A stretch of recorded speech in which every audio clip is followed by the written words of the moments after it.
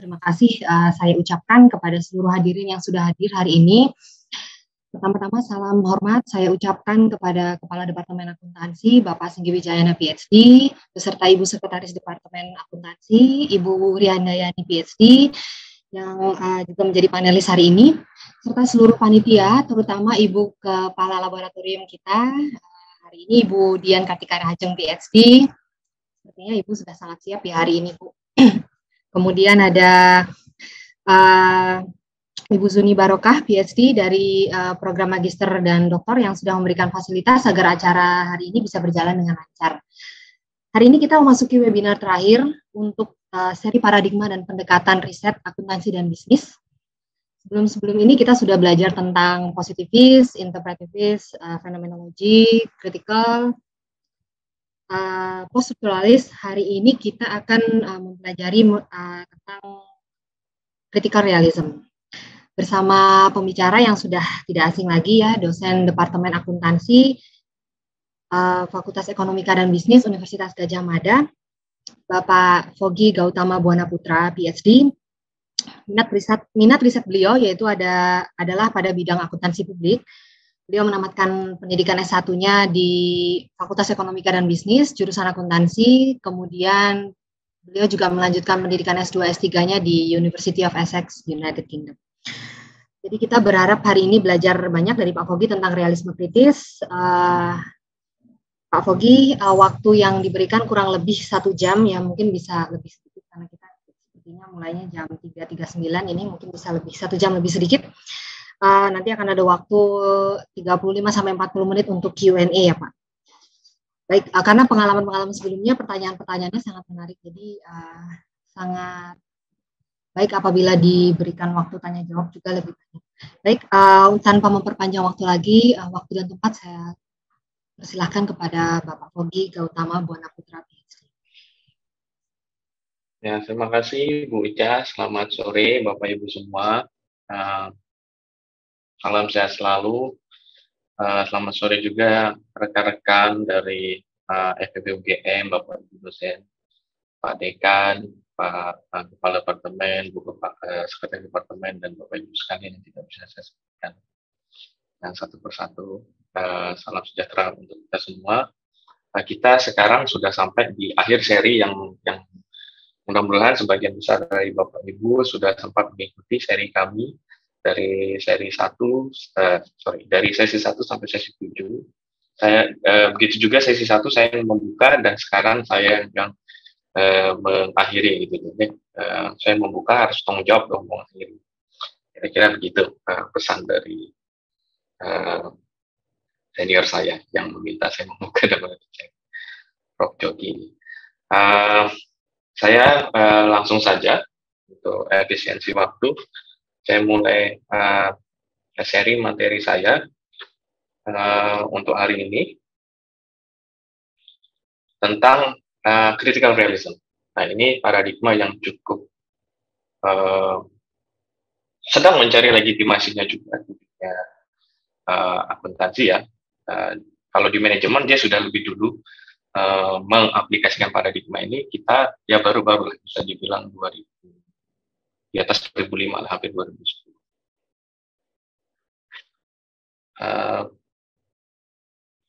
Mudah-mudahan slide saya terlihat penuh di layar Bapak Ibu sekalian. Ya, maaf. Saya mulai critical realism, atau saya mencoba menjebakkannya menjadi realisme kritis. Nah, saya bahas dulu sedikit ya tentang paradigma yang sudah kita pelajari, karena nanti critical realism ini sangat berhubungan dengan paradigma sebelumnya yang sudah kita pelajari. Nah, saya sewaktu mencoba mendesain materi ini dengan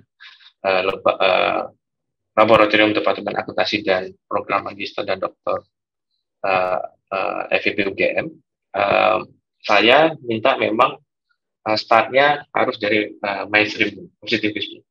Jadi kita mempelajari paradigma awal apa yang muncul dalam riset akuntansi dan bisnis. Sebenarnya positivisme itu juga banyak di disiplin lain ya, menjadi mainstream juga, politik juga, administrasi publik.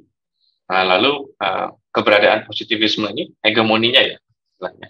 Hegemoninya itu mulai digoyang oleh non-mainstream, pendekatan non-mainstream seperti interpretivisme yang kami coba bahas juga, fenomenologi, post-structuralism, kritikal, yang minggu lalu dan sekarang kritikal realisme. Ada realisme.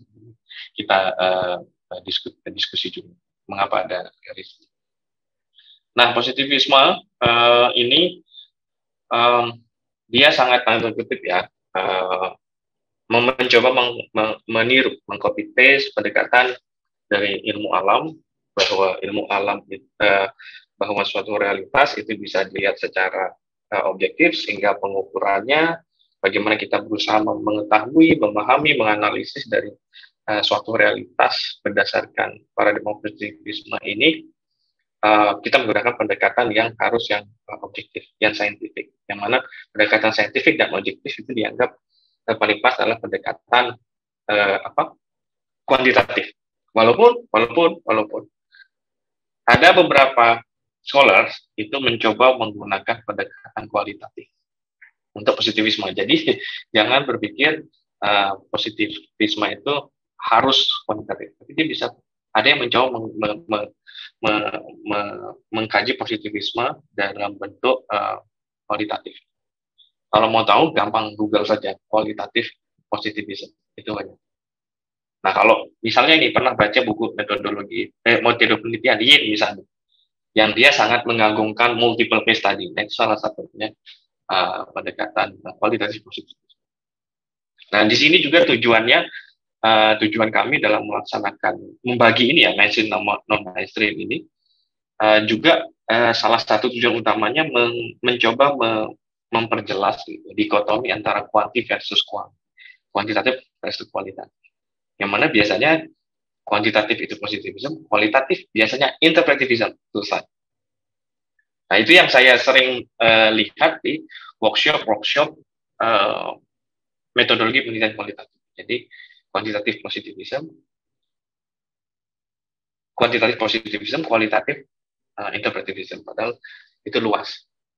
Jadi kuantitatif kualitatif hanya research approach, pendekatan riset. Nah, positivisme ada juga yang menyebut positivisme ini sempat dibahas juga oleh Bu Putri waktu itu, post-structuralism, bahwa fokusnya cenderung juga ke struktur, bagaimana struktur itu menentukan praktek sosial. Walaupun strukturalisme itu sendiri macam-macam, itu suatu konsep yang cukup kompleks karena alirannya macam-macam, interpretasinya juga macam-macam, kurang lebih seperti itu. Lalu non-mainstream, interpretivism, dan fenomenologi cenderung fokus ke orang, ke agen sosialnya. Bagaimana memahami perilaku mereka, bagaimana memahami proses antara satu dan dua orang lainnya, atau lebih, atau kelompok masyarakat tertentu, kelompok sosial tertentu, itu menggunakan, biasanya berasal dari paradigma interpretivisme. Secara umum, lebih spesifik fenomenologi. Ada juga hermeneutik, tapi tidak kita bahas alasan keringkasan. Struktur sosial di mana? Nah, kalau membaca sosiologi ya, lalu membaca buku-buku riset klasik, buku-buku metode klasik, metode riset kualitatif klasik, itu biasanya selalu ada perdebatan antara struktur dan agen. Di mana struktur, di mana agen. Nah, interpretivisme dan fenomenologi itu juga sama. Mereka mengakui ada dua, tapi yang menentukan tetap agen, manusia itu sendiri. Jadi struktur itu ada, ya sudah ada, tapi penentuan praktek sosial itu ditentukan oleh manusia. Social agent. Nah, itu. Lalu post-strukturalisme, kira-kira ini minggu terakhir sebelum Lebaran, itu juga sudah dibahas oleh Putri. Nah, sebenarnya salah satunya post-strukturalisme ini, kalau membaca literatur di manajemen ya, beberapa akuntansi juga menulis. Ini sebenarnya respon dari salah satu respon besar ya, respon yang betul-betul kuat dari pendekatan non-mainstream terhadap pendekatan positivisme ini. Jadi mereka menolak asumsi-asumsi yang sudah dibuat oleh mainstream. Dia menolak adanya objektif, suatu suatu realitas yang objektif. Semua itu tereduksi. Realitas, struktur sosial, agen sosial, itu tereduksi menjadi apa yang mereka percaya sebagai diskursus. Struktur aja, agen ada, struktur yang objektif pun diakui oleh filsuf. Coba baca beberapa tulisan Norman Fairbairn atau Foucault sendiri. Ada struktur yang objektif, tapi itu tidak menentukan praktik sosial. Yang menentukan adalah bagaimana realitas-realitas tersebut dimediasi oleh teks, bahasa, yang membentuk diskursus. Muncullah diskursus yang mereduksi struktur dan agen menjadi satu kesatuan, dan muncullah diskursus yang mempengaruhi praktek sosial. Diskursus. Misalnya yang simpel saja diskursus itu contohnya apa? Dulu ya, zaman dulu, mungkin tidak sekarang. Dulu dokter dan suster. Biasanya diskursusnya apa? Dokter itu laki, suster perempuan. Simpelnya seperti itu. Begitu juga ini, kalau saya lihat diskursus pendekatan riset positivisme kaitan cenderung mengarah kuantitatif, yang kualitatif itu interpretatif seperti itu. Lalu sudah dibahas juga pendekatan kritikal atau kritis minggu lalu oleh Pak Adi, bahwa kecenderungan pendekatan kritis ini fokus kepada struktur sosial, bagaimana pembentukan struktur sosial itu mempengaruhi praktik. Tujuannya adalah salah satu mencoba menganalisis, menginvestigasi mengapa potensi emansipasi manusia sebenarnya bisa maksimum atau optimal itu tidak bisa. Karena apa? Karena di struktur sosial itu ada kepentingan, ada materi, ada power, kekuasaan yang saling bertarung sehingga satu dan lain pihak bisa didominasi atau mendominasi pihak lain. Nah, itu yang kritikal, termasuk akuntansi, bagaimana akuntansi mencoba menggali terjadinya misalnya saja ya inequality, ketidaksetaraan di masyarakat. Dan akuntansi itu kontribusinya di mana? Termasuk di perusahaan juga, kenapa bisa terjadi inequality, kenapa misalnya bisa terjadi supresi di lingkungan perusahaan melalui menggunakan teknik manajemen control atau sistem manajemen. Nah, itu kira-kira sedikit review untuk merefresh. Dan dia cenderung kritis ini cenderung fokus ke makronya. Jadi struktur sosial secara umum fokus ke makro, dia cenderung kelemahannya memang cenderung dia mengabaikan mikro, proses mikronya di organisasi secara detail, secara khusus. Nah, saya masuk sekarang ke materinya. Realisme kritis. Ini secara jujur, ini realisme kritis ini adalah paradigma yang saya dalami pada saat saya S3. Waktu itu juga diwanti-wanti supervisor saya, kenapa kamu menggunakan ini, saya jelaskan. Panjang lebar, oke. Dan di sini juga ada yang banyak juga yang bilang sangat berisiko mengambil paradigma ini. Selain karena kepercayaan sendiri ya, kan ada ontologinya sendiri. Tapi secara pragmatis ya, kenapa saya mengambil ini? Inilah paradigma yang sejauh ini saya anut gitu. Walaupun saya tetap terbuka paradigma. Nah, realisme kritis ini pertama kali didengungkan oleh seorang filsuf dari British dan dia juga sosiolog bernama Roy Bhaskar tahun 1978. Dan selanjutnya Roy Bhaskar ini banyak menulis buku untuk memperjelas kembali apa yang dia maksud sebagai critical realism. Roy Bhaskar. Jadi banyak bukunya. Nanti di slide ini juga saya lampirkan. Walaupun saya tidak citasi di body dari slide, nanti saya sudah berikan listnya buku-bukunya Bhaskar, Roy Bhaskar. Dan itu asik sekali dibaca ya kalau tertarik ya dengan critical realism. Nah, Roy Bhaskar, saya lanjutkan. Nah, Roy Bhaskar itu mengakui, jadi critical realism ini lahir sebagai alternatif, tanda kutip, peperangan antara mainstream dan non-mainstream. Yang mainstream itu diwakili oleh positivism, Non-mainstream kecenderungannya diwakili oleh interpretif atau poststrukturalis. Nah, itu ada banyak di artikel organisasi dan lingkungan. Silakan baca, saya juga citasi di sini.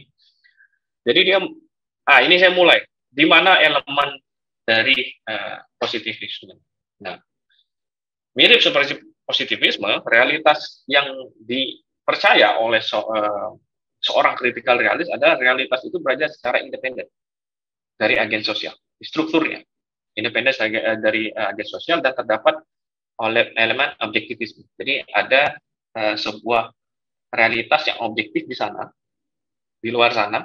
Belum tentu kita bisa lihat, belum tentu kita bisa raba, tapi kita bisa merasakan dampaknya. Paling simpel ya, membayangkan ini ya, paling simpel itu Tuhan. Ayo, ada yang mengaku nggak pernah ketemu Tuhan, pernah melihat Tuhan.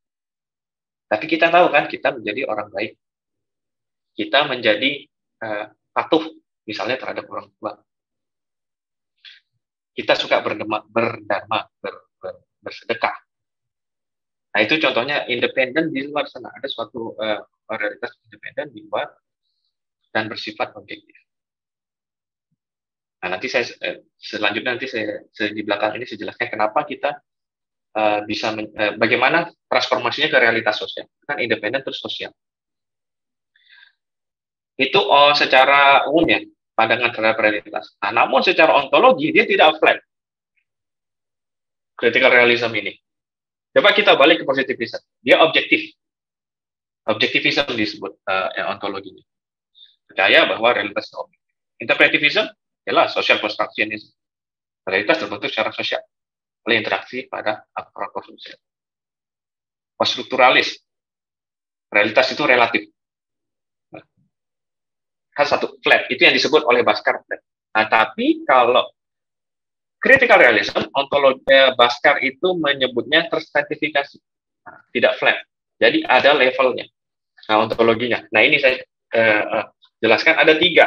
Jadi pertama itu yang tadi saya sebutkan, yang ada realitas independen di luar sana, yang sifatnya objektif. Di critical realism, mereka menyebutnya level real. Level yang paling atas real ontologi, misalnya yang objektif real. Nah, real ini memiliki level real itu dia memiliki power di Bhaskar dan ada namanya Archer dan Andrew Shire menyebutnya mekanisme generatif. Jadi kalau di trigger yang real itu powernya, kalau dia mengeluarkan power, dia bisa menghasilkan event. Nah, mulai turun nih, event kejadian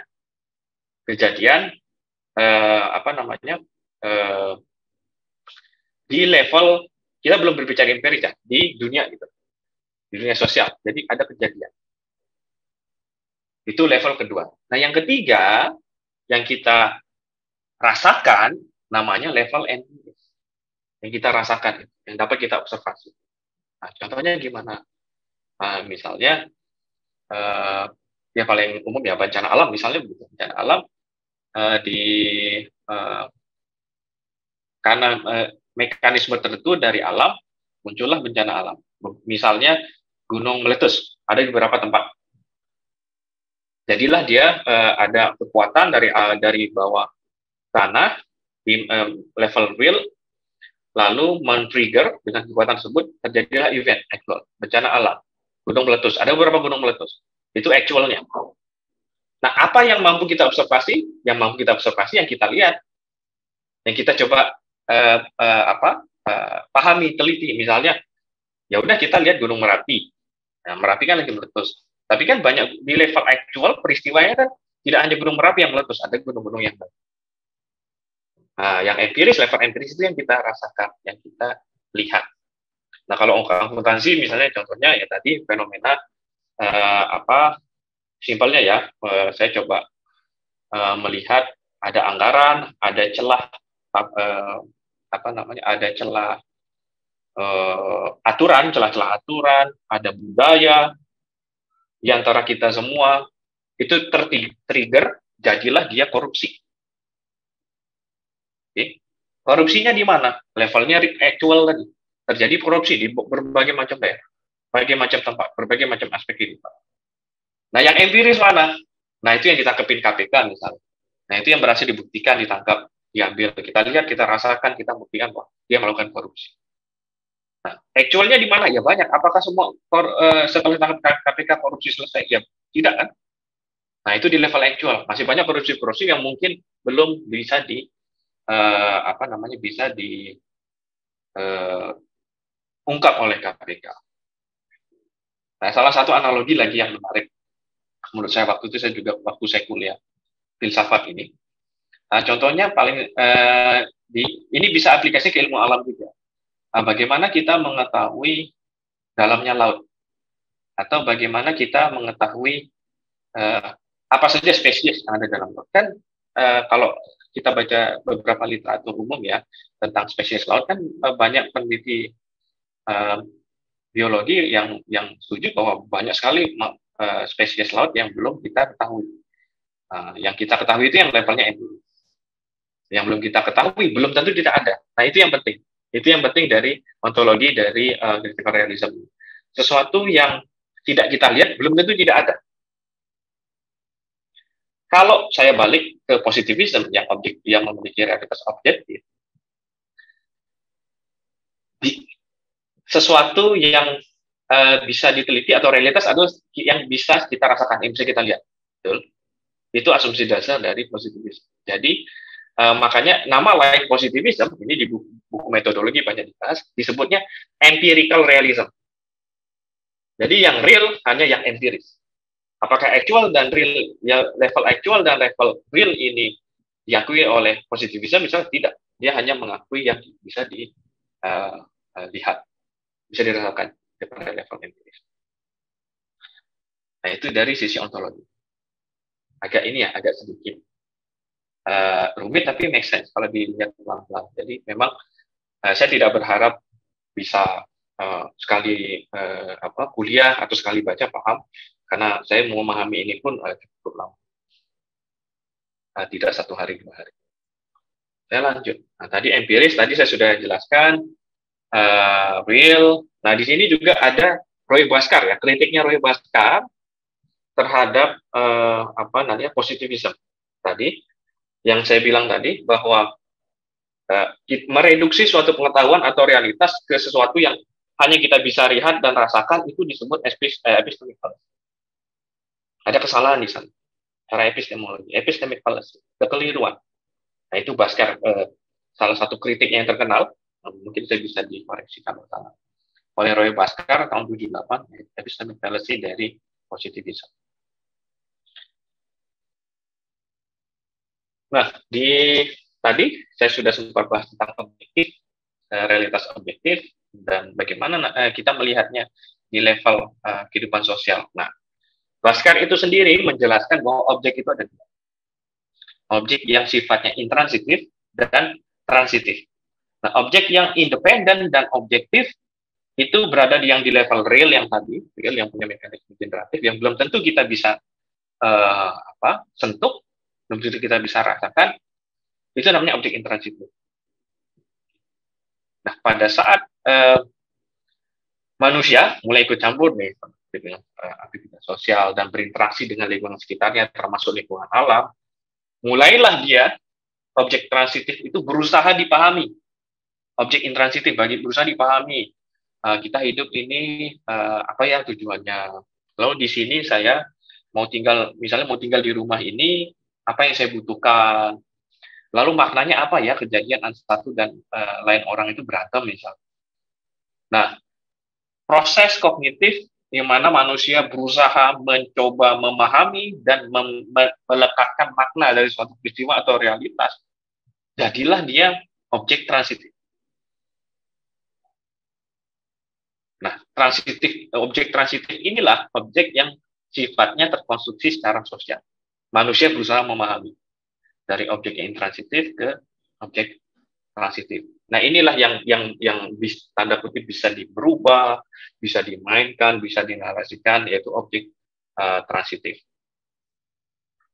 Nah, ini Sayer, salah satu penulis buku metodologi yang terinspirasi oleh critical realism. Sanalah, nah ini kita mulai mendalami objek yang sifatnya transitif. Ya. Tapi tujuan dari critical realism nanti kita balik lagi mencoba menginvestigasi apa sih yang menyebabkan suatu peristiwa terjadi, suatu realitas sosial terjadi. Kita gali ke objek intransitif, ke level real. Secara epistemologi, nah ini menariknya, masuklah elemen-elemen post-strukturalis. Nah, seorang critical realis sejati itu mengakui bahwa perilaku manusia itu akibat dari mekanisme. Jadi yang saya bilang tadi, mekanisme paling simpel, kita percaya Tuhan, di luar sana Tuhan ada, tidak perlu kita perdebatkan, sifatnya objektif, dan kita percaya dia punya kekuatan. Misalnya apa? Tuhan membuat kita kuat, Tuhan membuat kita rajin ibadah. Nah, itu kan akibat apa? Akibat suatu mekanisme di atas sana, membuat kita menjadi manusia seperti yang sekarang. Nah, critical realist itu percaya bahwa mekanisme generatif atau struktur sosial, suatu struktur bisa di ilmu alam nanti yang termakna menjadi struktur sosial yang tadi saya bilang pada saat berinteraksi dengan manusia menjadi objek transitif. Nah, mekanisme ini, generatif ini, dia mendahului agen. Karena kan kalau perdebatan struktur dan agen ini seperti telur dan ayam, kalau dibaca di buku-buku sosiologi. Telur dan ayam, mana duluan nih, manusia apa? Agen apa struktur? Agen apa struktur? Ada yang bilang agen, ada yang bilang struktur. Critical realis, ini mekanisme kreatif dulu ada, baru ada praktek sosial, baru ada manusia. Nah, mereka mengetahui, oke, di sana ada suatu realitas yang objektif di luar sana, belum tentu kita bisa sentuh, belum tentu kita bisa lihat, tapi bagaimana manusia aktor sosial memahami realitas tersebut itu relatif.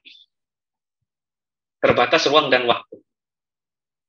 Terbatas konteks. Terkondisikan oleh budaya. Itu diakui oleh critical realist. Nah, makanya secara epistemologi, yaitu bagaimana menginvestigasi suatu realitas, itu sifatnya relatif. Nah, adalah elemen dari post-strukturalis di sini. Bahwa sesuatu yang objektif itu sangat bisa dipahami secara subjektif dari masing-masing orang. Itulah posisi epistemologi dari critical realist. Nah, ini yang dia share. Makanya saya tadi bilang, ini tanda kutip mirip gaduh-gaduh juga critical realist, tapi punya logikanya sendiri. Antara mainstream dan non-mainstream. Dia coba menggabungkan, mencari alternatif paradigma. Relatif kita. Nah, teori saja teori relatif. Teori misalnya budaya Jawa, apakah teori ini berlaku di daerah lain? Belum tentu. Yang pernah saya baca, budaya Jawa misalnya mirip dengan budaya di Jepang. Penulisnya Nakane itu namanya. Nakane, verticality dari struktur sosial. Vertikal. Nah, itu mirip, tapi belum tentu sama. Berarti kan pemahaman kita terhadap sesuatu relatif, kan? Terhadap konteks, terhadap ruang, dan waktu. Itu diakui oleh critical realist.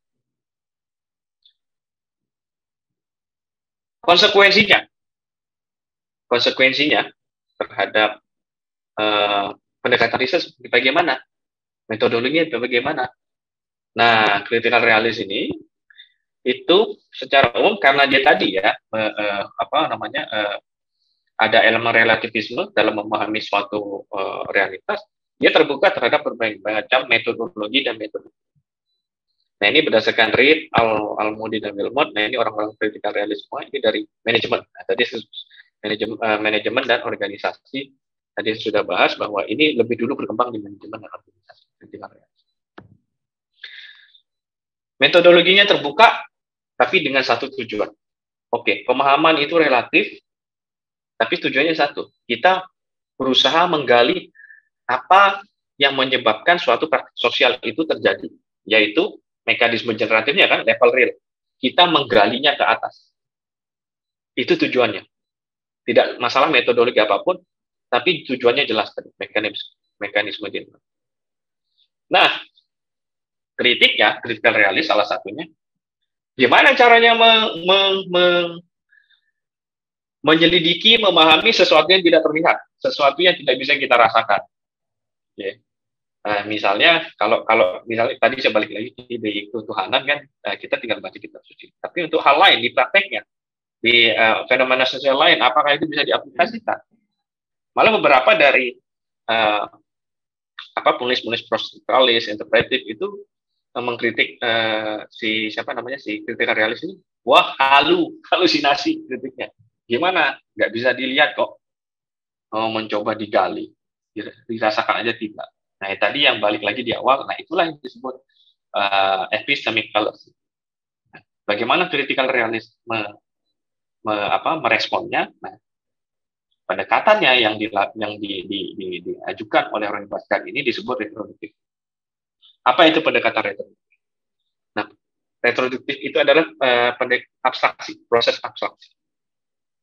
Mulainya dari mana? Jelas level empiris. Karena hanya level empiris yang bisa kita selidiki, yang bisa kita lihat, bisa rasakan, betul kan? Tadi kita sudah bilang, ya betul, kita tidak berhalusinasi untuk menyelidiki level real karena tidak bisa kita lihat, tidak bisa kita rasakan. Kita lihat aja dampaknya apa. Baliklah dia ke belakang. Itu disebut retroduktif, ke belakang. Mirip seperti investigasi kriminal, ke belakang. Dari level empiris menuju real. Caranya bagaimana? Identifikasi logikanya, regularitasnya. Nah, ini sudah mulai mirip-mirip lagi nih positivism. Loh, kok regularitas, causal mechanism? Nah, identifikasi logika dan regularitasnya, tapi dia harus dibimbing. Proses abstraksi ke atas tadi, menuju level real tadi. Dia harus dibimbing. Bimbingnya apa? Teori. Nah, di Baskar menyebutnya theoretically inferred sebagai deskripsi sementara dari suatu tadi mekanisme generatif.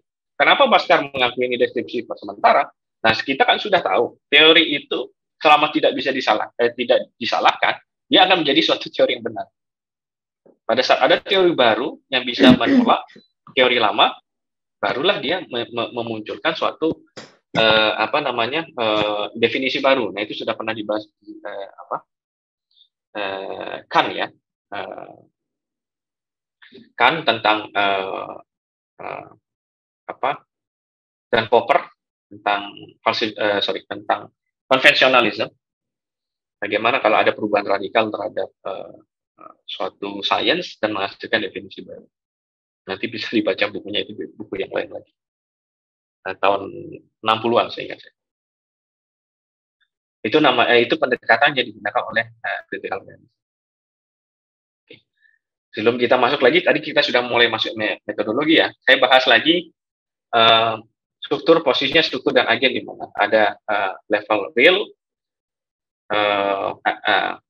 event, peristiwa, dan empiris. Nah, level real itu dan kita secara gampang ya saya jelaskan, berusaha mereduksi penjelasannya menjadi itulah yang struktur dan agen. Nah, karena struktur itu keberadaannya independen, percaya kan kita sudah bilang independen dari aktor sosial. Nah, si Baskar dan penulis-penulis selanjutnya seperti Andrew Sayer dan Denmark, ini juga saya banyak, ini buku Denmark ini khusus untuk critical realism dan aplikasinya. Dia mengajukan apa yang disebut analytical dualism, bahasa Inggrisnya, dualisme analisis. Jadi analisis terpisah antara struktur dan sosial. Jadi struktur dan agen tidak mereduksi jadi satu. Nah, kalau competing konsepnya analytical dualism ini adalah analytical duality. Nah, ini banyak muncul kalau di akuntansi ya, di literatur akuntansi. Itu karena ada asumsi dari Anthony Giddens, teori strukturasi, kalau ada yang pernah membaca, bahwa struktur dan agen itu adanya di sini. Itu dasar dari analytical duality yang menurut Giddens. Jadi struktur itu ada pada saat orang melakukan sesuatu. Jadi dia sudah di kepala, struktur sosial itu di-trigger oleh manusia, oleh agen menjadi praktek. Nah, lalu kalau pertanyaannya, kritiknya terhadap pendekatan ini, bedanya apa dengan interpretivism? Interpretivism kan fokusnya manusia. Yang di luar itu apa? Itu hanya produk atau sesuatu yang dipengaruhi oleh keberadaan manusia. Bukan sesuatu itu atau struktur itu yang mempengaruhi atau mengkondisikan agen. Nah ini makanya Bhaskar dan beberapa penulis lainnya mengajukan ini terpisah struktur, analisis struktur dulu menuju mekanisme menuju level realnya, lalu agen, bagaimana agen merespon ini. Objek ilmu sosial itu sifatnya rasional, relasional. Jadi ini lebih detail ya Bhaskar menjelaskan struktur itu apa. Nah, relasi antara objek ilmu sosial itu ada yang sifatnya substansi dan formal. Itu menurut Dennermark. Formal itu maksudnya apa? Dia tidak berhubungan langsung, tidak saling ketergantungan, tapi memiliki properti yang sama. Misalnya, antara saya dan Bapak Ibu sekalian, kita kita adalah orang Indonesia. Properti yang sama yang melekat di kita apa? Kewarganegaraan sama-sama Indonesia. Tapi apakah keberadaan saya dan Bapak Ibu sekalian itu saling ketergantungan? Belum tentu. Jadi Bapak Ibu pergi misalnya atau saya pergi, ya kita tidak saling mempengaruhi keberadaan masing-masing. Jadi tidak substansional hubungannya. Nah, bagaimana relasi substansional? Nah, relasi substansional inilah yang akan membentuk struktur sosial tadi, terutama yang ini internal dan saling membutuhkan. Internal dan saling membutuhkan, itulah yang disebut struktur nanti, struktur sosial. Contohnya apa? Nah, contohnya yang saya suka dari buku ini, pemilik kos dan penyewa kos. Ini yang gampang. Pemilik kos dan penyewa kos ini hubungannya internal dan substansi. Karena apa? Karena dia hidup dalam konteks pasar kos-kosan. Pertanyaannya, kalau satu tidak ada, apakah pasar kos-kosan itu masih ada? Enggak kan? Hilang. Kalau pemberi kos tidak ada, tapi penyewa kos ada, tidak akan ada pasar kos-kosan. Begitu juga dengan sebaliknya. Nah, kalau mereka sifatnya saling ketergantungan, maka itulah disebut relasi yang sifatnya internal dan saling membutuhkan. Nah, relasi yang internal dan saling membutuhkan itulah yang disebut oleh yang didefinisikan sebagai struktur sosial oleh critical realism. Nah, mekanisme real ini ada dalam struktur sosial. Ini ada Dennermark dan Ashraf 2016 Ashraf yang mengatakan ini. Agen di mana posisinya? Nah, dia menduduki posisi-posisi dalam struktur sosial itu. Karena dalam struktur sosial itu ada sifatnya materi, kepentingan yang membentuk emergent power tadi saya sebutkan ya. Emergent power di dalam struktur tersebut, yang mana tadi saya sudah jelaskan juga. Ini memberikan motif, insentif agen untuk berperilaku dalam bentuk tertentu. Nah, tadi ini sedikit saya bahas lagi, contoh memberi sewa kos, lalu dokter dan pasien. Kalau ada dokter, ada pasien kan, saling ketergantungan tuh. Apakah ada dokter tanpa ada pasien? Begitu juga dengan sebaliknya. Guru murid, relasinya internal dan saling butuhkan. Nah, terhubung oleh materi. Tadi sebenarnya struktur sosial ada materi. Misalnya, penyewa dan pemberi sewa kos. Apa materi yang menghubungkan mereka? Nah, itu ada rumah atau properti. Ada uang juga misalnya dari penyewa. Dokter pasien, ada rumah sakit. Ada klinik, materinya itu. Dia dihubungkan oleh materi. Jadi saling tergantung.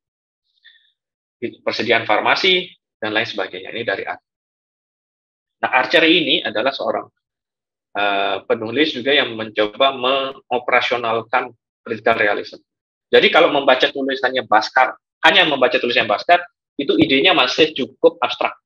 Jadi memang memahami critical realism ini perlu membaca buku-buku dan artikel lanjutan yang berusaha mengoperasionalkan ide abstrak dari critical realism. Lanjut lagi, di struktur sosial, itu tadi sudah saya sebutkan ada yang sifatnya materi, ada juga yang sifatnya budaya.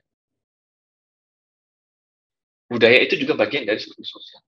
Ini yang ditulis oleh Archer, walaupun beberapa penulis dari manajemen dan organisasi itu mencoba lebih mendetailkan lagi struktur sosial itu isinya. Tapi saya ambilkan saja dari Archer yang simple. bahwa di sana ada yang sifatnya materi dan budaya dalam struktur sosial. Nah, budaya bedanya dengan materi, budaya itu tidak harus terkait dengan materi, tapi dia kumpulan ide. Nah, kalau di bukunya Archer ini pohon ide disebut, itu dia Archer itu mengambil ide konsep dari Karl Popper. Jadi ada poin ide budaya. Ya simpelnya budaya lah, budaya. Tidak harus terkait dengan materi. Misalnya paling simpel ya.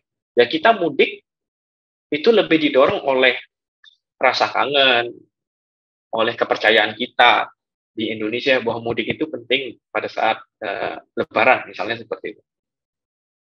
Apakah itu terstimulasi oleh suatu kepentingan material? Belum tentu. Nah, itulah namanya budaya. Mereka yang akan mempengaruhi atau mengkondisikan praktek sosial. Keberadaannya bagaimana? Dia independen juga terhadap agen budaya. Salah satu ya, ini saya balik lagi, saya lekatkan lagi nih ke contoh akuntansinya, biar saya dapat masukan yang cukup bagus bahwa bagaimana akuntansinya, paradigma ini. Contohnya, ada suatu kepercayaan bahwa anggaran, ini kepercayaan mainstream dimanapun, kepercayaan terhadap anggaran adalah suatu alat pemerataan kemakmuran, atau suatu alat yang digunakan untuk, ini anggaran pemerintah ya, konteksnya, untuk melakukan alokasi yang sifatnya efektif dan efisien, alokasi sumber daya. Itu kepercayaan satu. Jadilah ide satu. Jadilah suatu budaya bahwa, oh ya inilah anggaran.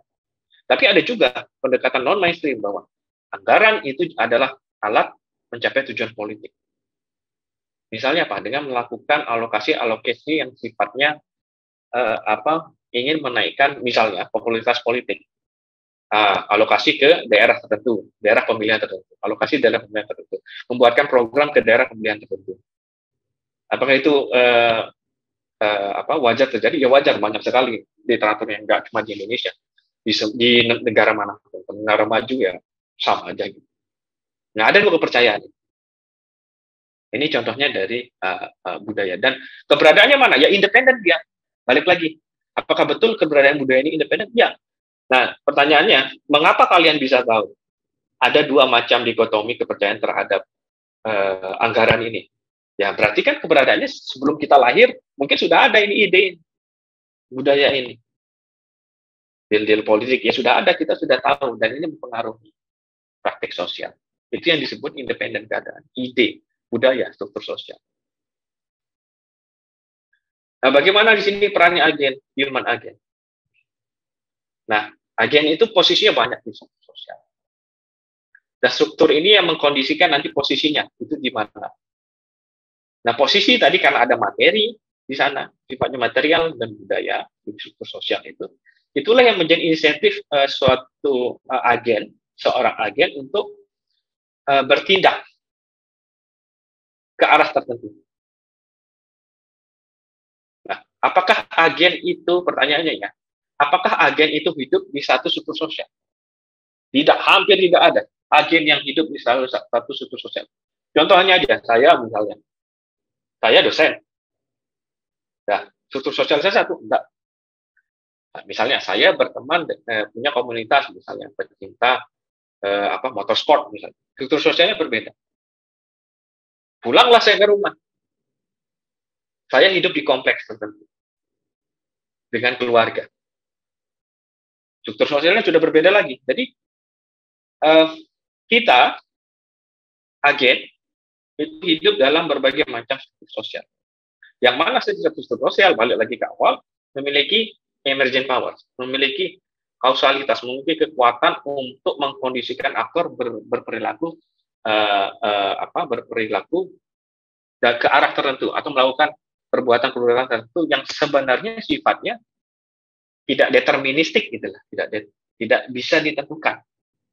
Nah, itu yang berbeda ini asumsinya dengan positivism. Positivism kan disebutnya constant conjunction. Nanti bisa constant conjunction. Jadi ada dua variabel misalnya bergerak dalam satu arah yang sama. Tapi apakah hal itu terjadi kalau kita mempercayai paradigma critical realism? Enggak.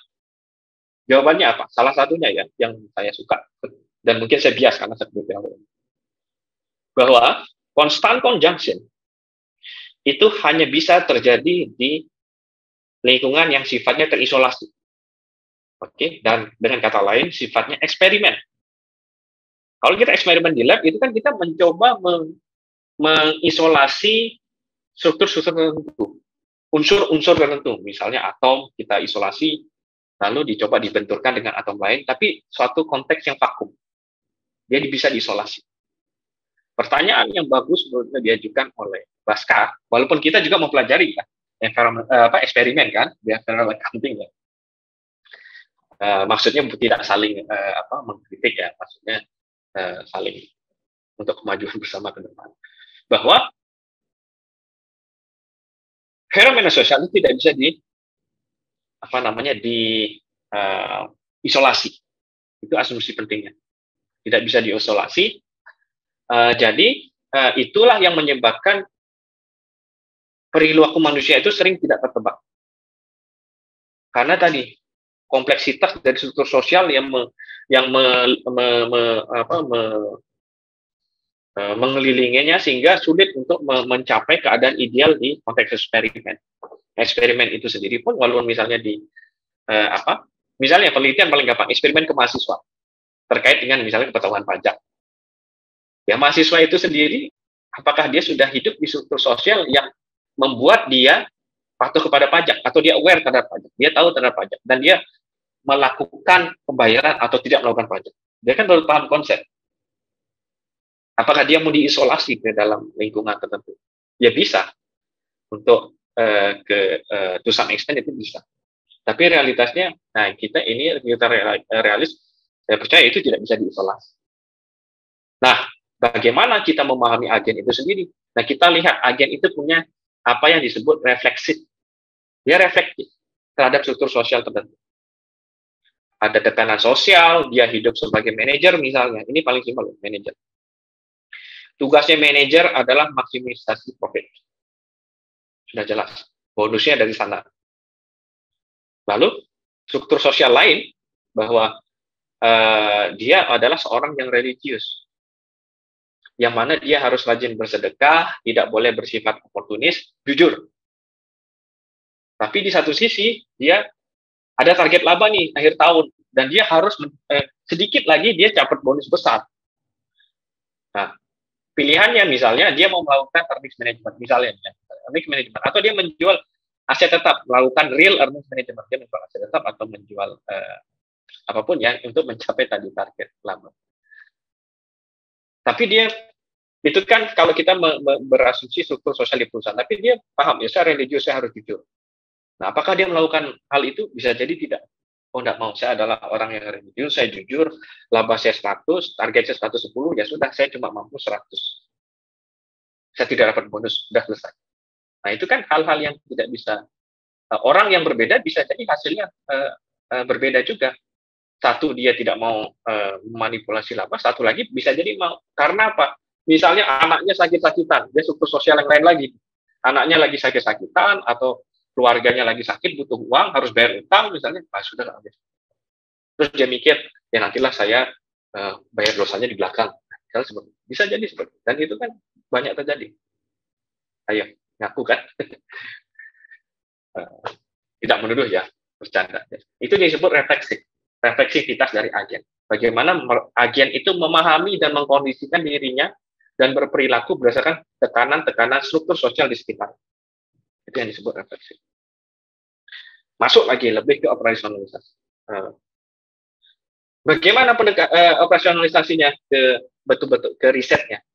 Nah, di sini karena ada kata kunci tadi, causal mechanism, kita bilang di awal, memang critical realism itu ada yang menggunakan kuantitatif dan ada yang kualitatif. Betul. Nah, yang kuantitatif,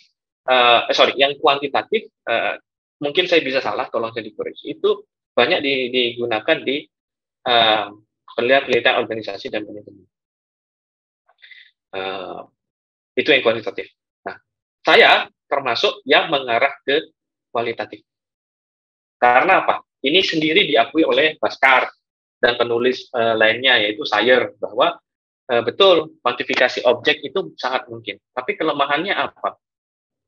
Kelemahannya kuantifikasi itu dia hanya mampu mendeteksi tadi constant conjunction, perubahan, bukan causal mechanism.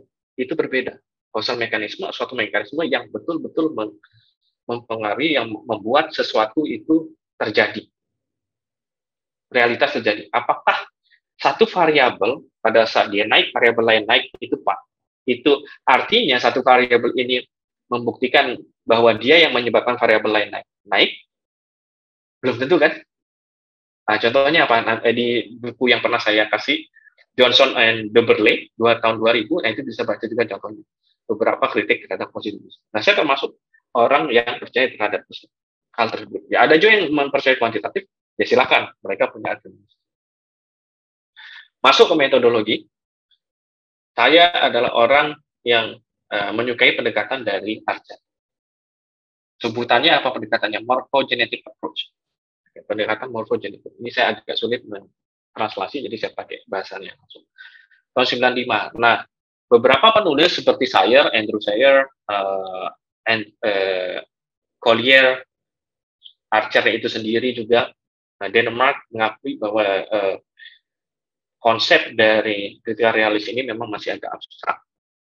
Jadi mereka berusaha mengoperasionalisasikan. Nah, yang Archer, Margaret Archer,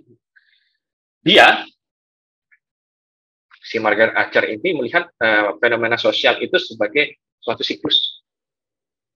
Siklus yang sifatnya akan berulang. Nah, bagaimana nih? Nih, saya jelaskan. Suatu siklus fenomena sosial pasti dia dimulai oleh pre-existing structure, dia sebutnya. Jadi struktur yang duluan. Struktur itu mendahului. Tadi saya bilang kan ada ayam, analogi ayam dan telur. Nah, ini mirip struktur dan agen. Nah, di kritikal realis, struktur itu yang duluan. Karena struktur itu berasal dari siklus sebelumnya sudah ada. Nah, nanti balik lagi telur dan ayam kan. Jadi ini berasal dari proses sosial sebelumnya. Jadilah pre-existing structure sekarang. Itu yang akan mengkondisikan dan men-trigger terjadinya fenomena sosial. Ini saya teknis dulu ya, nanti saya kasih contoh.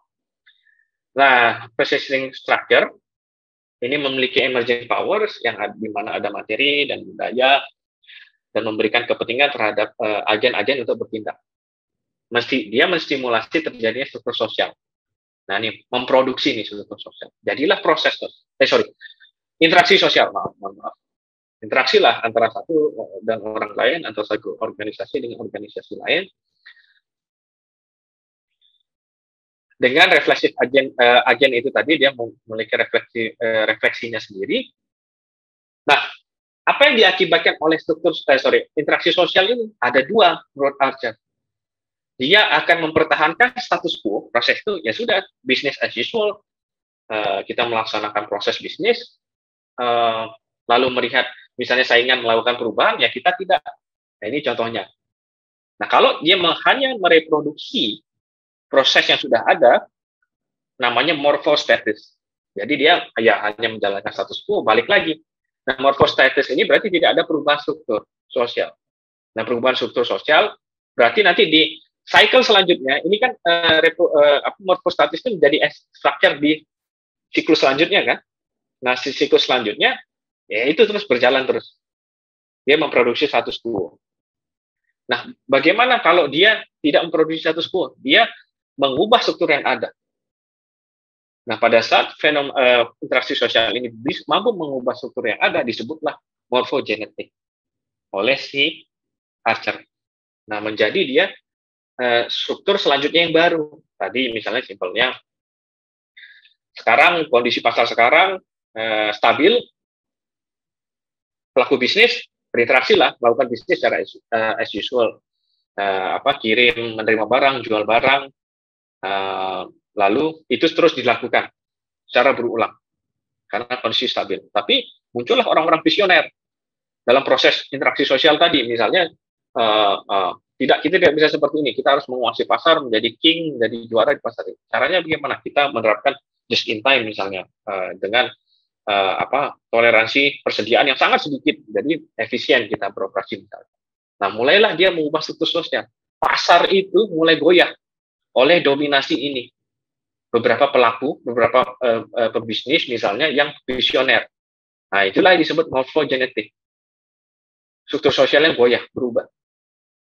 Ingat tadi ada dua objek di critical realis, transient dan intransitif dan intransitif. Nah, yang berubah ini yang levelnya intransitif, yang bisa dipengaruhi oleh perilaku manusia. Nah, cycle selanjutnya kan berbeda, pasarnya sudah berbeda. Ada pemain baru. Misalnya nih, yang ojek pada umumnya dia udah ojek pangkalan, ojek pangkalan. Nah, terdisrupsilah dia keberadaan Gojek, Grab, Maxim dan lain sebagainya. Ini bukan iklan ya.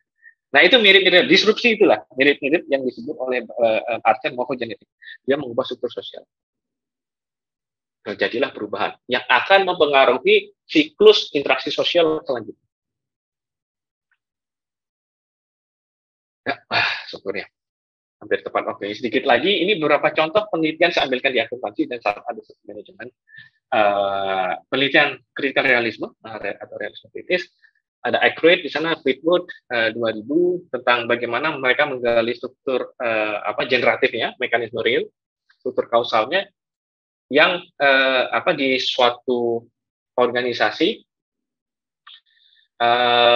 yang mempengaruhi praktik bisnis di perusahaan tertentu. Nah, di ini Fleetwood dan Accurate ini menemukan bahwa satu umum ya, masih normatif juga temuannya, yang memampukan mereka melakukan proses bisnis sekarang itu adalah memaksimalisasi kepentingan dari pemegang saham. Sudah simpel. Nah, mulailah nih, ada lagi akuntansi nih baru. Sebenarnya diskusi filsafat di akuntansinya itu cukup 2010 awal itu sudah ada. Itu model terutama banyak di akuntansi, spend model. Nah, ini yang terakhir Baker juga. Nah, tapi yang bagaimana mengoperasionalisasinya itu juga baru-baru. Nah, ini kebetulan supervisor saya. Jadi bukan supervisor saya S3 yang mempengaruhi saya. Jadi saya membaca, lalu saya propose ke dia. Ini paradigma saya. Terus banyak yang misalnya profesor lain, kamu karena bimbingannya dia ya, kamu critical realis. Enggak, saya ini hasil dari kuliah saya filsafat dan refleksi saya gitu. Jadi, nah Udin, Pak Udin ini bukan orang Indonesia, Pak Udin ini supervisor saya. Ini salah satu top profesor di Eropa, bisa di Google namanya, Zazat Udin. Nah, dia tahun 2015 melakukan riset menggunakan pendekatan critical realis di suatu organisasi sektor publik di Bangladesh. Itu adalah operator bandara ya, kalau nggak salah itu operator bandara. Dia menggunakan teori hegemoni. Menariknya, hegemoni itu kan Gramsci ya, penulisnya Gramsci ya. Nah, tapi Gramsci itu konteks dan struktur itu agak di-ignore, agak diabaikan. Padahal itu konsep penting dari critical realis. Nah, dia menggunakan teori dari Joseph hegemoni. Coba lihat Joseph 2002 teori. Yang mana struktur mekanisme generatif itulah yang penting menentukan interaksi sosial, bagaimana para aktor berinteraksi. Nah, dia menggunakan teorinya Joseph, hasil modifikasi dari Gramsci yang hegemoni ya. Jadi terjadi hegemoni militer itu karena tadi terkait dengan struktur sosial di Pakistan bahwa rezim militer itu sangat dominan. Jadi sejak mereka merdeka, lalu bagaimana pembuatan keputusan dan proses bisnis ternyata di sektor publik itu sangat terpengaruh oleh dominasi dan hegemoni dari rezim militer di negara tersebut. Nah, itu kan dia sifatnya makro, turun ke mikro analisisnya. Nah, itu yang berusaha disempurnakan oleh critical realis kaitannya dengan kritiknya bahwa dia terlalu makro. Nah, critical realis ini tidak hanya makro, tapi dia mencoba menarik ke level mikro, ke organisasi masing-masing bagaimana menjelaskan. Tidak hanya melihat kondisi makro politik, tapi bagaimana kondisi makro politik ini konteksnya di Pakistan ini terinternalisasi di organisasi tersebut dan bagaimana hegemoni politik tadi yang terinternalisasi mempengaruhi, mengkondisikan praktek sosial, praktek bisnis di salah satu operator bandara di Pakistan. Nah, yang kedua ini ini dua-duanya supervisor saya. Jadi saya punya 2 supervisor, tapi yang senior yang Pak Udin. Pertama, menginvestigasi mekanisme generatif di sebuah perusahaan keluarga, grup bisnis keluarga di Bangladesh, yang mana dia mekanisme generatifnya itu bersumber dari dominasi 2 partai politik yang terkoneksi dengan keluarga. Ceritanya begitu. Jadi dia menginvestigasinya, dia menggunakan Archer sebagai metodologi. Ingat, mungkin saya balik sedikit ke awal bahwa di riset itu sendiri banyak yang melihat critical realism ini teori. Ada juga yang melihat ini teori. Tapi beberapa scholars juga peneliti, enggak, ini bukan level teori tapi paradigma levelnya. Jadi memang jangan kaget kalau ada yang melihat ini levelnya teori. Jadi tidak masalah. Kalau kita memperdalam, kita paham dia ada dia itu paradigma. Nah, yang Ahmed ini menggunakan pendekatannya tadi yang cyclical, yang Archer, ini metodologinya. Nah, tapi sayangnya ini hanya metodologi loh. Menjelaskan sebuah siklus dari praktek sosial. Ini juga diberikan masukan dan kritik bahwa ini adalah sebuah metodologi. Dan ini juga diakui oleh papernya Ahmed, dia hanya menggunakan metodologi. Teorinya tidak ada. Yang Ahmed ya, tapi kalau Ashraf ada teori hegemoni itu. Nah, memang Archer, kalau baca lagi balik ke Archer, itu adalah sebuah operasionalisasi metodologi. Jadi, Archer, metodologi, kalau mau pakai Archer ya, itu harus ditemani oleh teori, substantif teori disebutnya beberapa. Andrew Sayer itu menyebutnya substantif teori agar bisa menjelaskan lebih dalam suatu fenomena sosial. Tadi contohnya hegemoni politik. Jadi tidak hanya satu siklus interaksi. Becker dan model ini yang paling baru, penelitian empiris ya, yang menggunakan paradigma critical realist. Model ini banyak sekali menulis tentang critical realist, tapi dari konseptual, secara konsep. Dia mengkritik dan mengkritik paradigma lain dan mengajukan beberapa ide termasuk metodologi, metode, analisis, dan dia mengkritik teori lain menggunakan pendekatan critical realism model. Dan dia juga diserang oleh penulis lain dari paradigma lain. Nah, di sana enak ya. Eropa itu menyerangnya itu enggak kayak marah-marah gitu, enggak pakai paper. Kalau marahnya di paper. Papernya di mana? Terbitnya top jurnal, keren nggak? Jadi level mereka itu saling guyon atau saling tanda kutip perang itu di top jurnal. Gila. Nah, dia menganalisis aspek performativitas dari CSR dengan menggali. Sebenarnya ini bukan hal yang baru yang dia teliti. Dia mengakui, tapi dia berargumen bahwa dari sisi critical realism itu belum ada. Simple ya idenya, hebat. Tapi itu bisanya ya triple edge ini papernya top lah. Nah, dia di sana dia mengakui ini bukan hal baru dan performativitas dari akuntansi nanti kalian bisa Google juga. Apa itu performativity kalau saya berusaha menerjemahkan performativitas. Jadi performativity adalah potensi dari akuntansi untuk mengkondisikan suatu fenomena menjadi bentuk kuantitatif. Nah, simpelnya beginilah saya bilang. Saya pernah sempat bahas bahwa memangnya bisa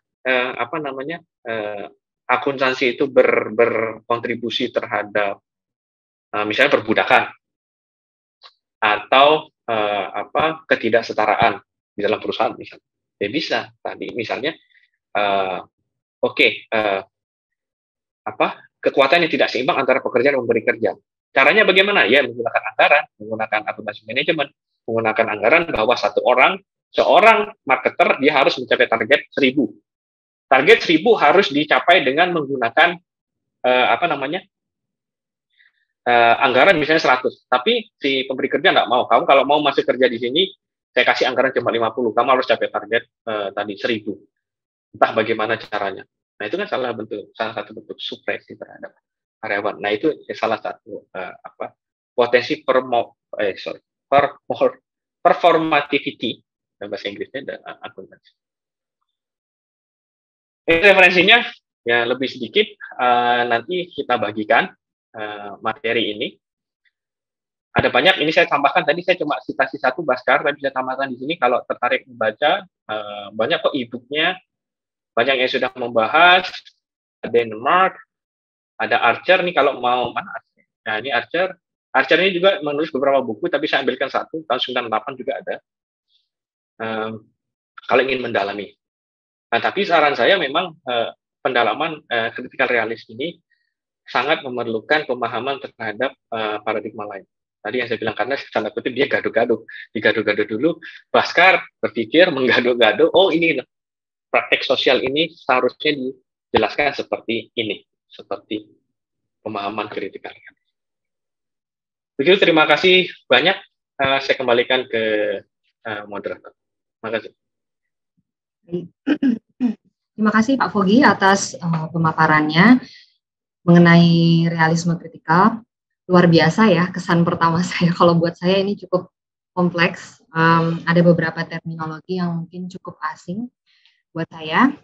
Mungkin sebelum kita masuk ke pertanyaan, berarti sebenarnya pendekatan ini itu akan membantu peneliti untuk menggali apa yang tidak bisa dilihat ya. Dimulai dari level empirical, lalu masuk ke level real. Jadi untuk mengidentifikasi sesuatu yang tidak bisa kita lihat. Dan pendekatan ini itu memiliki analisis yang terpisah antara struktur dan agen. Baik. Dan seperti apa yang disampaikan Pak Fogi tadi, berarti untuk memahami paradigma ini harus juga memahami paradigma-paradigma yang lain, gitu ya Pak. Berarti kalau kita belajar riset itu berarti harus paham dulu, terutama untuk mendalami paradigma ini kita harus memahami paradigma yang lain dulu. Baik, sepertinya sudah ada beberapa pertanyaan ini yang masuk. Saya bacakan satu persatu. Baik. Yang pertama ini ada pertanyaan dari Christopher. Sepertinya ini adalah seorang mahasiswa dari Victoria University of Wellington. Pertanyaannya, iya. Jadi pertanyaannya ini adalah kemarin ada debat antara pro actor network theory atau ANT dan critical realism dari Sven Model. ANT berfokus pada follow the actor tanpa stratifikasi, sedangkan critical realism menitikberatkan pada stratifikasi ontologi. Nah, menurut Pak Fogi, apakah ada topik dalam akuntansi yang dapat dikategorisasikan sebagai penelitian cenderung cocok dengan ANT atau cenderung cocok dengan critical realism? Mungkin bisa langsung dijawab ya Pak? Ya, terima kasih Bu Ica pertanyaan. Christopher, apakah Anda alumni FEB UGM? Iya, betul. Kita lihat Christopher. Iya. Ya, makasih Christopher. Itu saya juga udah baca kira-kira sebulan lalu ya. Debat antara, ya ini makanya saya bilang tadi, debatnya itu keren ya di sana. Debat antar scholars itu mereka debatnya di top jurnal Triple AG ya kan. Ya, emang itu kita jadikan semangat ya. Itu adalah level yang seharusnya kita capai di Indonesia ini ya. Saya yakin kita bisa mencapai level ke sana walaupun kita pelan-pelan dan kita memang butuh bimbingan juga untuk mencapai level ke sana. Oke, makasih Christopher. Ya, ini Baxter Chua ini memang cenderungan dia mengambil posisi interpretif. Fokus ke aktor. ANT itu kan teori yang sangat interpretif, fokus ke aktor. Lalu dia dengan berbagai kan ada reply-nya juga Mas Christopher kalau kamu baca itu Baxter sama si Chua mereka kan sering nulis bareng itu Baxter Chua termasuk nulis filosofi itu ada di reply sama model loh di edisi yang sama kalau nggak salah 2020 di reply dengan model dia menjelaskan bahwa 1, 2, 3 biasalah model itu kalau baca tulisan Sven Model itu berapi-api. Jadi saya tidak akan menjelaskan secara spesifik ya debatnya seperti apa karena keterbatasan waktu, tapi intinya saya akan menjawab pertanyaan Anda dengan mengajak Anda berpikir. Jadi, Christopher, sebenarnya suatu realitas kita memilih paradigma dan nanti ujungnya ke teori itu seperti memilih sudut pandang. Mana menurut kamu yang paling kamu yakini? Nah, jadi satu fenomena, misalnya tadi bilang lebih tepat kita realis atau aktor network teori atau pendekatan interpretif, ya tergantung, nggak masalah. Yang mana kamu mau fokuskan? Ingat, masing-masing paradigma, masing-masing teori itu ada kelemahannya. Kamu harus akui itu. Tidak ada yang sempurna. Ada pendekatannya. Tadi misalnya, contohnya interpretif atau network teori, yang mereka tidak akan berfokus ke struktur sosial. Sudah jelas. Kesimpulan risetnya apa? Ya akan berbeda dengan kesimpulan riset kritikal realis. Kalau kritikal realis, dia fokusnya struktur sosial yang mengkondisikan agen, dan kita melihat bagaimana refleksi dari agen terhadap struktur sosial. Kalau aktor teori kan tidak seperti itu, simpelnya seperti itu ya. Nah, balik lagi, seperti memilih kacamata, sudut pandang, saya yakin semua fenomena itu bisa dilihat dengan teori apapun, dengan paradigma apapun. Nah, tapi akibatnya apa? Bisa saja kesimpulannya itu berbeda-beda, karena fokus tadi, prosesnya berbeda, kepercayaannya berbeda, ontologinya berbeda, jadi kesimpulannya bisa berbeda-beda. Saya sendiri, misalnya, saya sedang menulis nih tentang interpretif. Pendekatan interpretif. Salah satunya, ini kan saya punya argumen akademisnya, kenapa saya interpretif. Tapi pragmatisnya apa? Oh, datanya gila, susah. Saya nggak bisa ke struktur sosial. Menganalisis struktur sosial itu sangat memerlukan akses ke dokumen, literatur dokumen dan dokumen-dokumen penting. Nah, itu yang pragmatisnya saya kesulitan mendapatkan hal tersebut. Saya menggunakan interpretif, tapi saya punya beberapa argumen bahwa fenomena ini mungkin kita lihat dulu bagaimana agen itu merefleksikan posisinya, bagaimana mereka merespon keadaan sekitar. Makanya saya di paper saya itu saya menulis ada sentuhan kritikal ya. Ada pembicaraan tentang struktur sosial, tapi tadi keterbatasan saya tidak mungkin ke sana. Saya hanya banyak data dari interview. Itu pun terbatas. Tapi di disertasi saya S3, beruntungnya saya menggunakan kritikal realis. Saya menggunakan kritikal realis, saya menggunakan metodologinya Archer, dan saya menggunakan teori. Saya kombinasi. Karena kompleksitas empiris ya, di lapangan, saya menggunakan istilahnya triangulasi teori. Jadi di sana juga agak challenging itu triangulasi teori. Tidak hanya kalau metode itu umum. Oke. Pertanyaan berikutnya ini dari Siti Nuraini dari UNER. UNER ini saya asumsinya Universitas Erlangga ya. Saya ingin menanyakan tentang realisme kritis dari sisi positivisme. Sebelumnya mohon koreksinya, apabila kita menggunakan positivisme, maka pendekatannya akan lebih ke arah deduktif. Sehingga memang lebih cocok untuk pendekatan kuantitatif. Kalau untuk realisme kritis dari sisi positivisme, dari manakah kita dapat menggunakan pendekatannya? Apakah tetap deduktif atau bisa ke arah induktif? Atau bisa kombinasi keduanya? Terima kasih. Oke, makasih Siti Nuraini dari UNER. Hati-hati, saya agak dari pertanyaannya kritikal realis dari kacamata positivisme itu agak aneh. Bukan, itu dua hal berbeda. Tapi mereka diiriskan oleh satu ontologi yang mirip, objektivisme. Makanya tadi saya bilang sempat bahas dari kacamata kritikal realis, positivisme itu disebutnya empirical realism, karena dia hanya fokus ke hal-hal yang sifatnya empiris. Nah, bagaimana pendekatan risetnya menggunakan pendekatan kuantitatif? Nah, tadi saya bilang, dia akan fokus ke hal-hal yang bisa diobserv, bisa dilihat, bisa dirasakan. Nah, itu yang mereka percaya sebagai generatif mekanisme. Nah, sama, dia cenderungnya deduktif. Betul? Tapi untuk keadaan tertentu dia bisa induktif, dua arah gitu. Tapi cenderungnya deduktif, dan dia mencoba mengkuantifikasikan generatif mekanisme. Tapi seperti yang saya bilang, kuantifikasi objek itu memang memungkinkan menurut Sayer ya, Andrew Sayer sudah bilang seperti itu. Tapi itu model matematis atau statistik itu menurut saya ini, saya juga bukan ahli matematika atau statistik, menurut dia model tersebut tidak menggambarkan hubungan kausal, tapi menggambarkan measurable change, perubahan pengukuran, measurable change berdasarkan event-event tertentu yang sifatnya regular sequence atau yang tadi constant conjunction, balik lagi constant conjunction. Nah itu, apakah dua variabel pada saat kita menguji dia saling mempengaruhi, saling bergerak ke arah yang sama misalnya atau arah yang berbeda, apakah variabel satu itu menyebabkan variabel lain itu bergerak, itu kan belum tentu.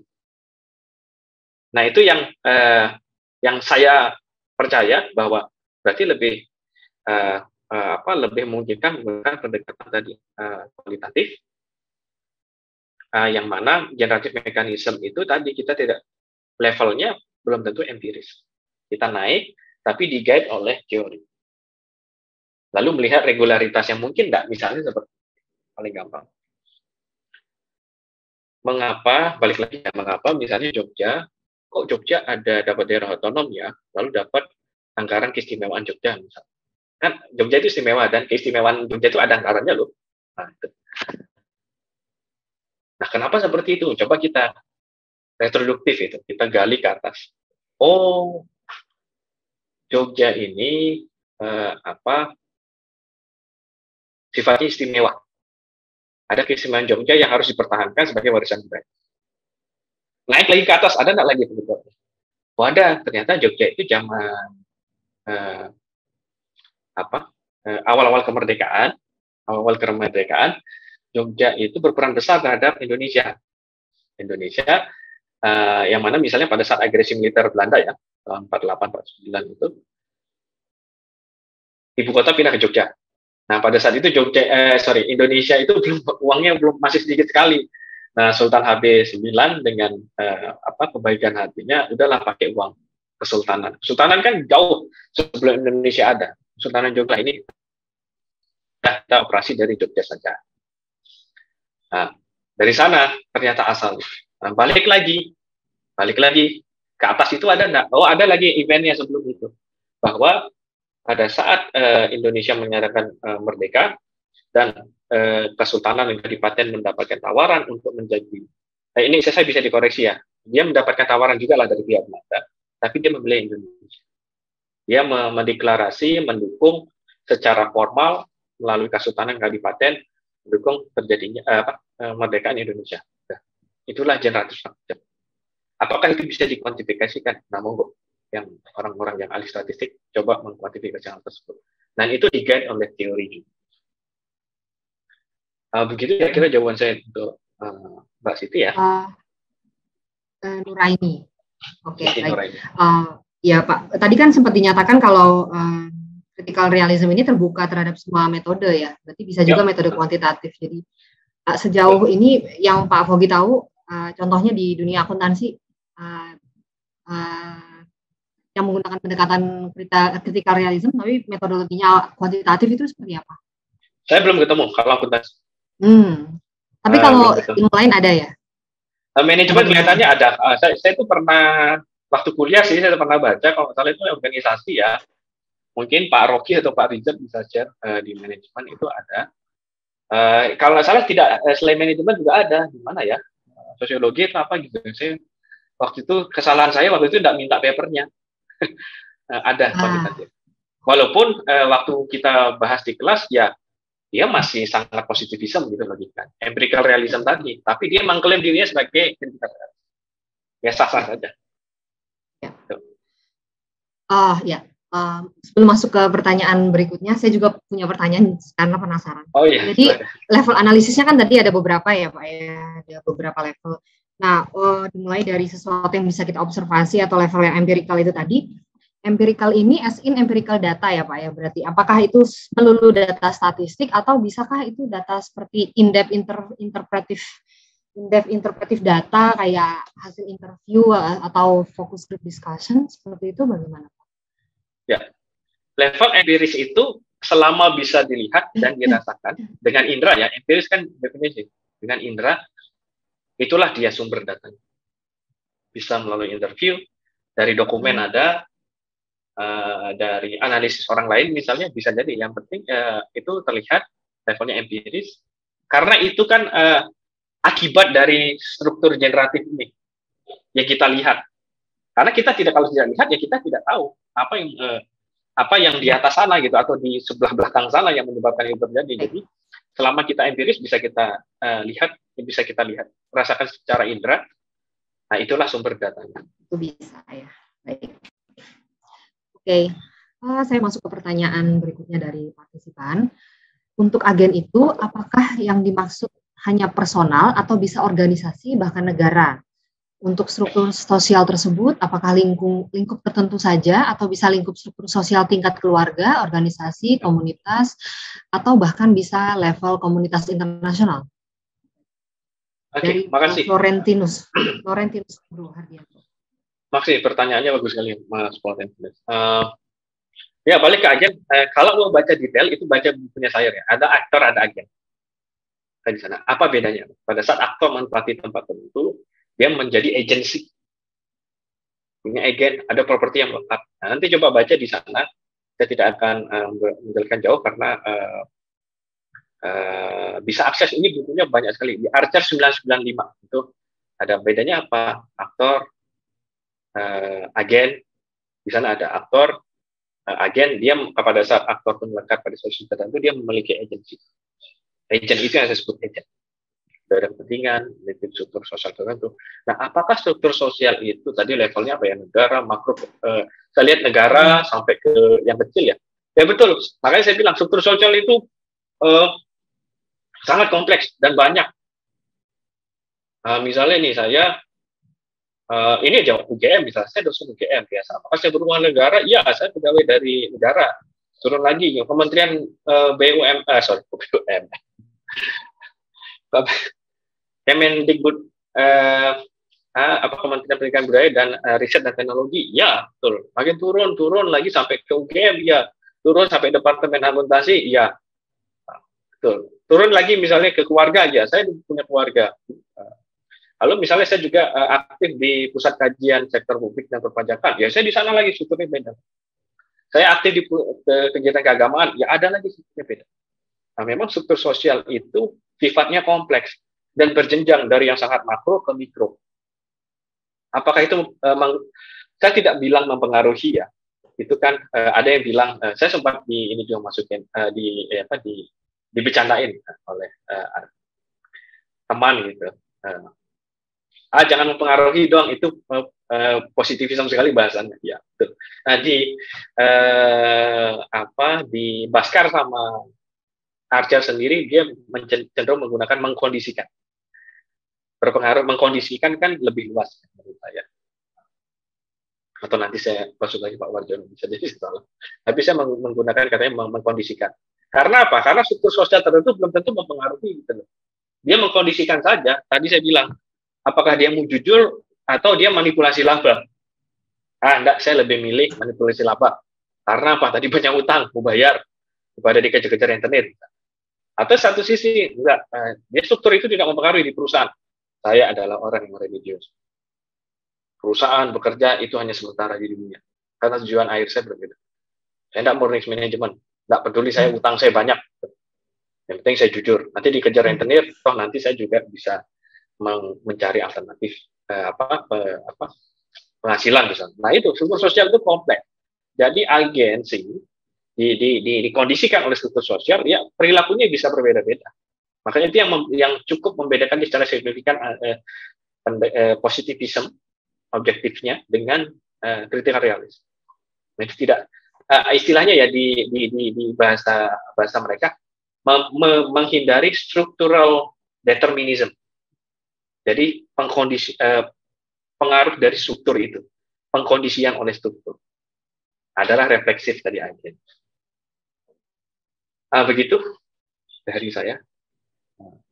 Bagus ya pertanyaannya sebenarnya. Ada pertanyaan lanjutan dari Florentinus Nugroho Hardianto tadi. Ya, jadi apakah tujuan akhir riset realisme kritis itu bentuknya reproducing atau transformation atau apa, Pak? Oke. Ya, makasih Mas Laurentinus. Bagus sekali. Tujuannya akhirnya apa? Padahal dia kan wawancara, observasi ya juga. Bisa pakai etnografi ya juga bisa. Apakah bisa mau analisis dokumen saja bisa jadi ya. Nah, terus maunya apa sih kira-kira realis?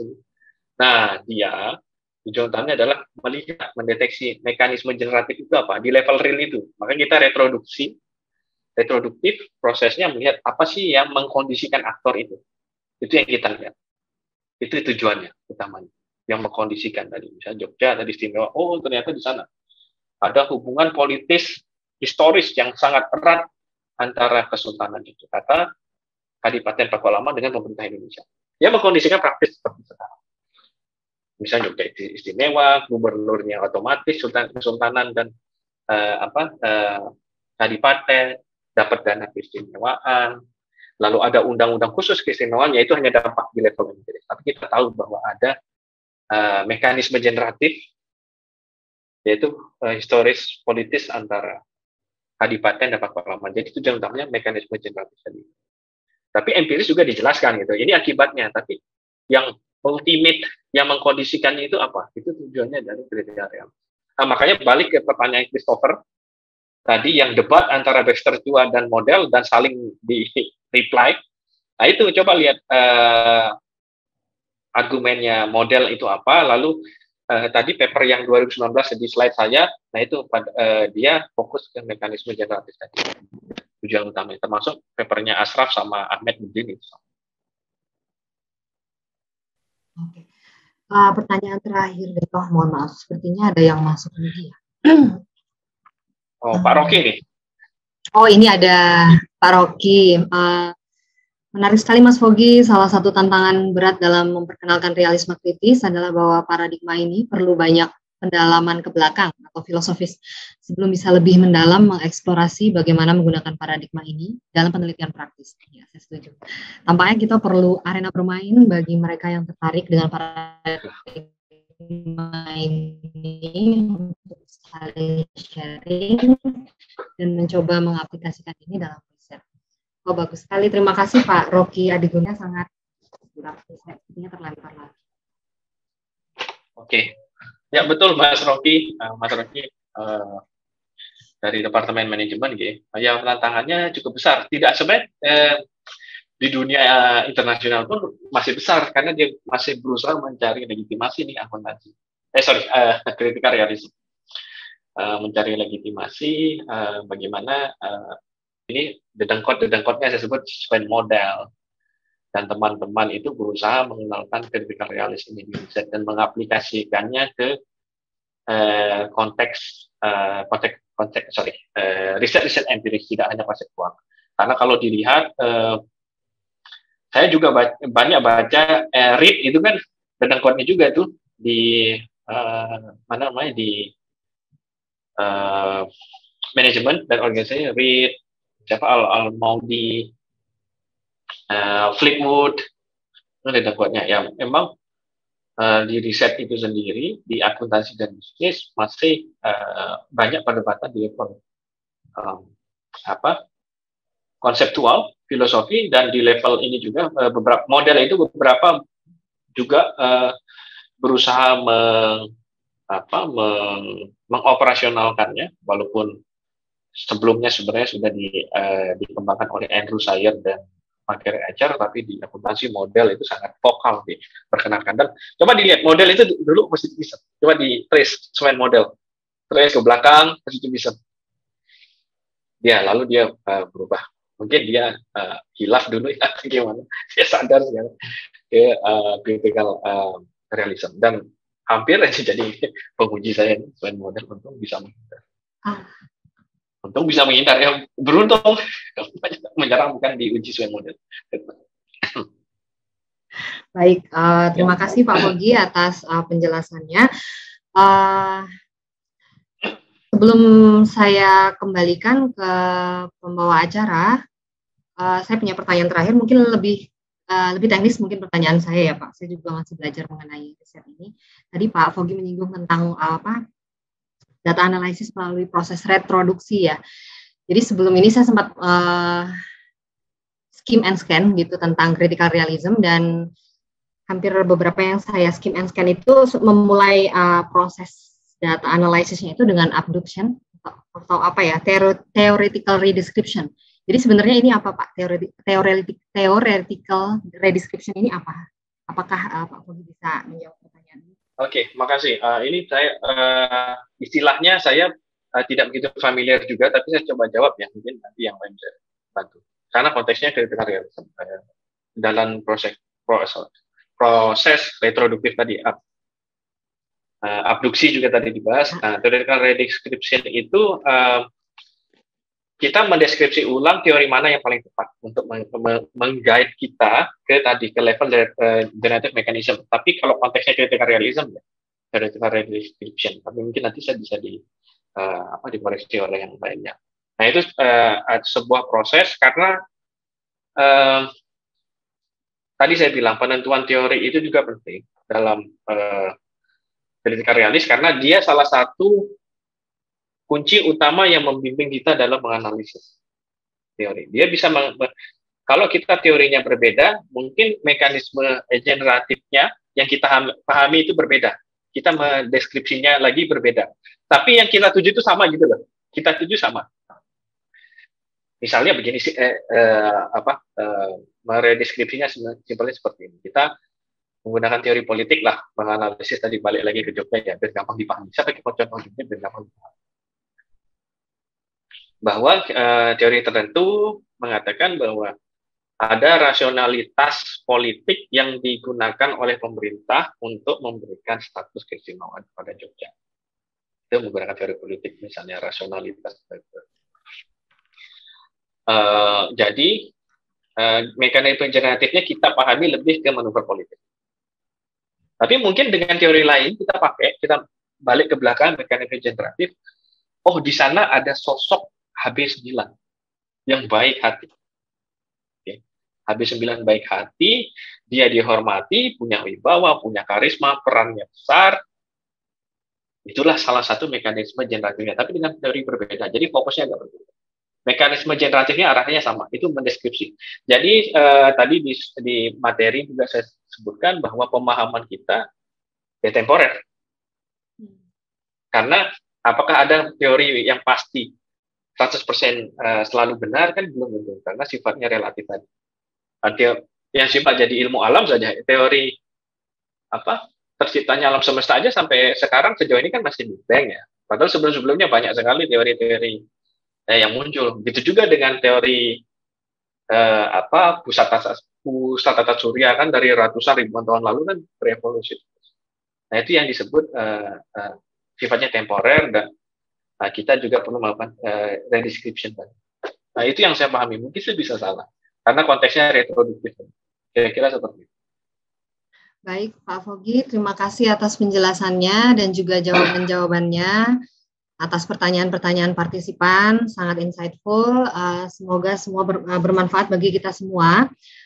Sebelum saya kembalikan kepada pembawa acara, Pak Fogi mungkin ada sepatah dua patah kata yang ingin Pak Fogi sampaikan untuk menutup seri webinar kita kali ini. Mungkin ada yang ingin Bapak sampaikan. Siapa tahu ada ide-ide lain, Pak, seri-seri lain yang mungkin akan muncul lagi setelah ini yang akan bermanfaat buat para peneliti, akademisi.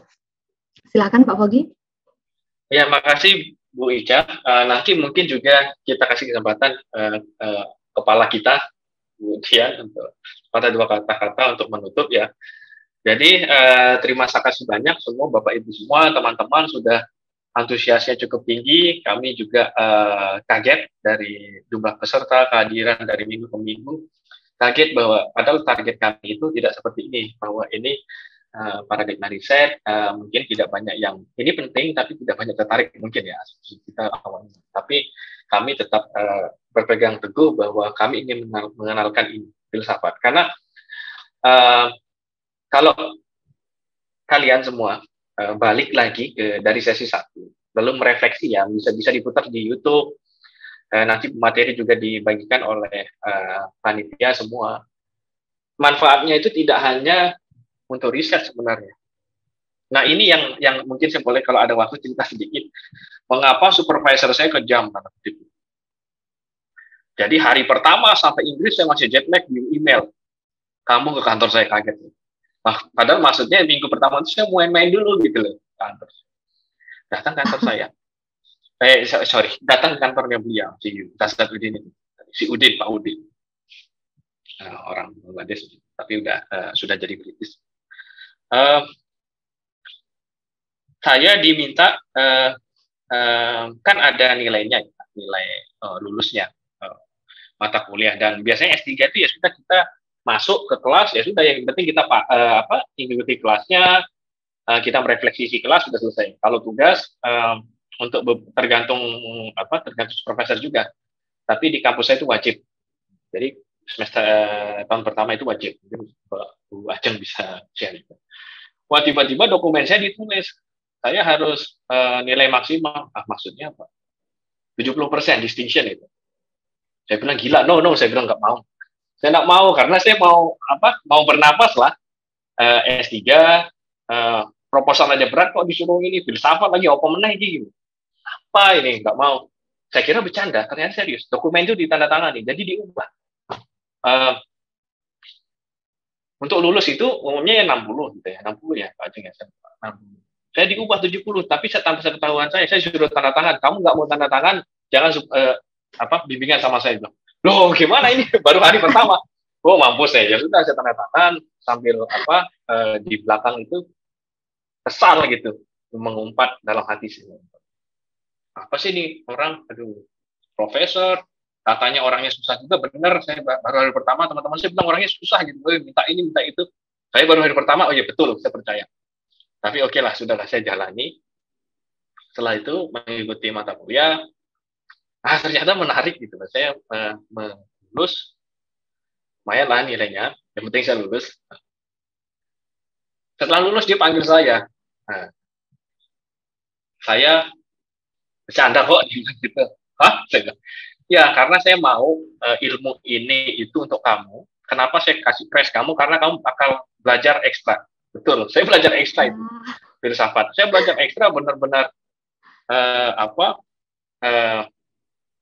mikir, bacaan saya udah gila.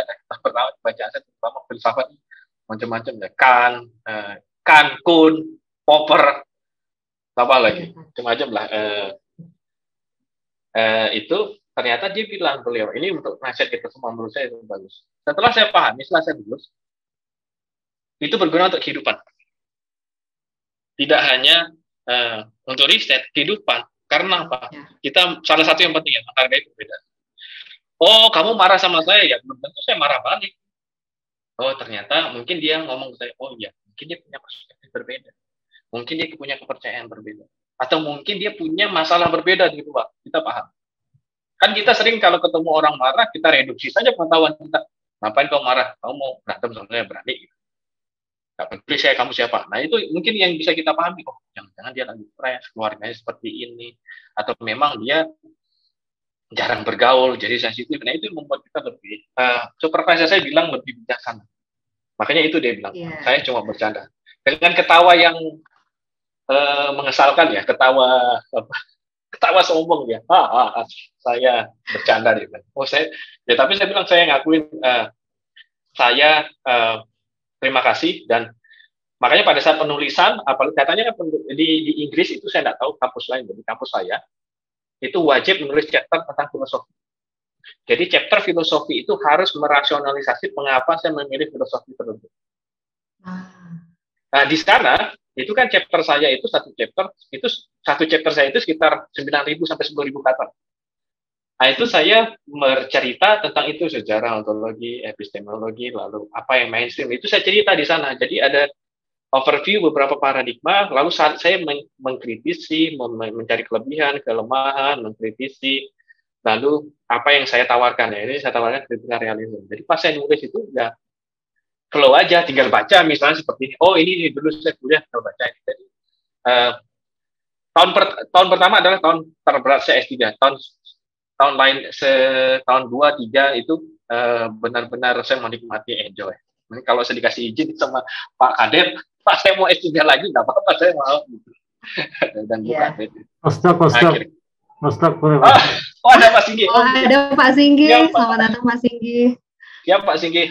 Padahal saya bercanda, tapi saya mau Pak kalau boleh.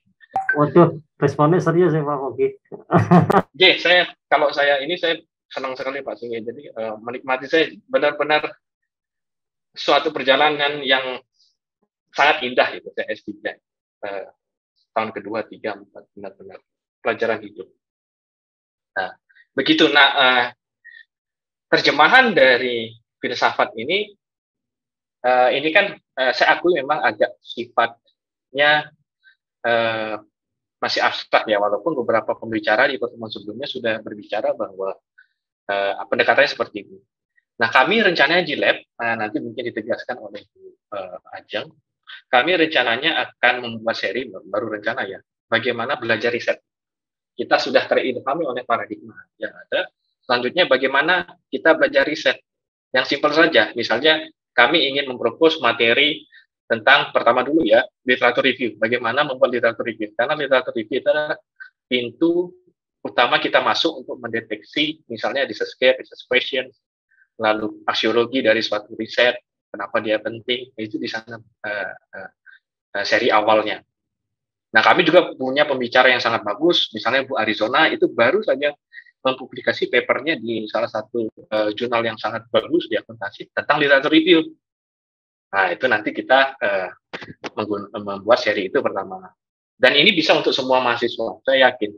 Semua level mahasiswa atau peneliti saya yakin sangat-sangat relevan dan sejalan dengan visi kami di Departemen Akuntansi meningkatkan riset dan publikasi kami.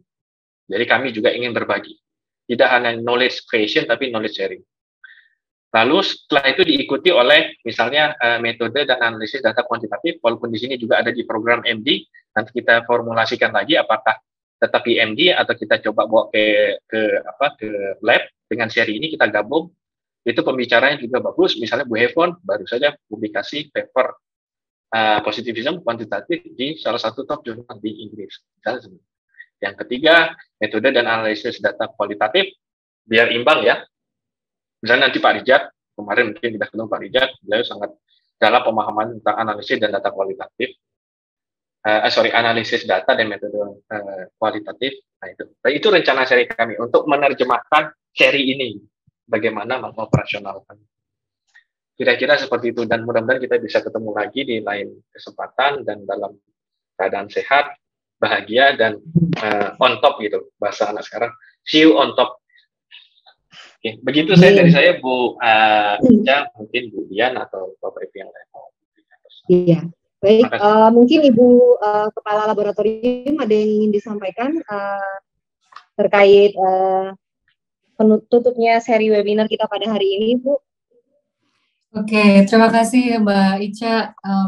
Terima kasih banyak Mas Wogi sudah diizinkan kami belajar bersama ya. Dan kami dari Lab sebenarnya sangat senang sekali dari awal seri ini diinisiasi bekerja sama dengan MD, FEB UGM, dan Prof. Jogi, Bu Zuni Baroka, serta Pak Singgi dan juga Pak Dekan juga sangat mendukung gitu ya agenda seri ini, karena memang ini dirasa perlu.